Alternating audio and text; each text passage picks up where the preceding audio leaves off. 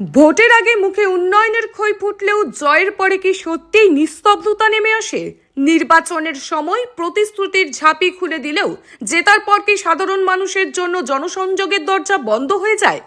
এই প্রশ্নই এখন ঝড়ের গতিতে ঘুরছে উত্তরকাথি বিধানসভার ৩ নম্বর ব্লকের ভাজাচাউলি এলাকায়। বিজেপি বিধায়িকা সুনিতা সিনহা জনসংযোগে এলাকায় পা রাখতেই দেখা গেল এক নজিরবিহীন দৃশ্য।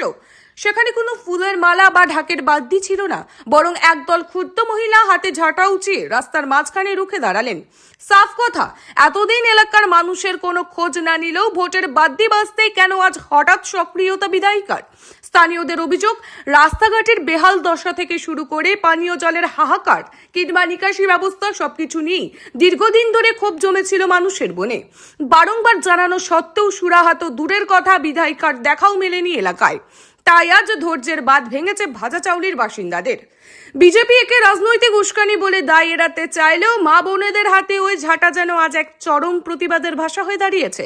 কিন্তু প্রশ্ন থেকেই যাচ্ছে, যদি এলাকায় সত্যি উন্নয়ন পৌঁছে থাকে তবে ঘরের লক্ষ্মীরা কেন আজ এমন রুদ্রমূর্তি ধারণ করলেন? যদি সবটাই পরিকল্পিত বা সাজানো হয় তবে ক্ষোভের মুখ কেন হয়ে উঠলেন সাধারণ মহিলারাই?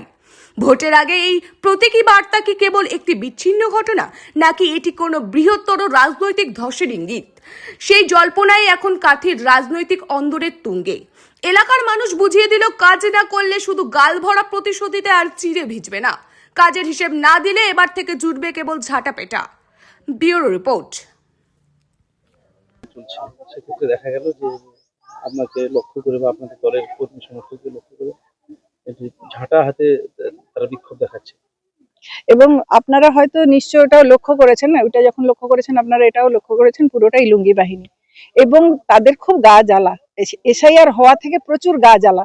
তাদেরকে তাড়িয়ে দেবো এরকম কথা আমরা কখনো বলিনি, কিন্তু তাদের গা জ্বালা, তাদের বোঝানো হয়েছে, তৃণমূল পার্টিটি তাদের এমন ভাবে বুঝিয়েছেন যে তাদেরকে বোধহয় সবাই ঘৃণা করে বাইরে যায়।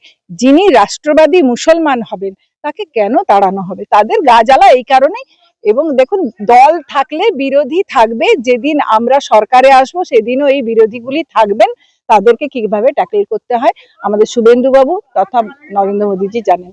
বলছি 2021 নির্বাচনে তো আপনি প্রচারে এসেছিলেন। হ্যাঁ, সেক্ষেত্রে তখনকার পরিবেশ না তখন এইরকম ছিল না। তখন এখনকার পরিবেশ অনেক অনেক ভালো, অনেক ভালো। মানে তখন 20% যদি থেকে থাকে, এখন 80%।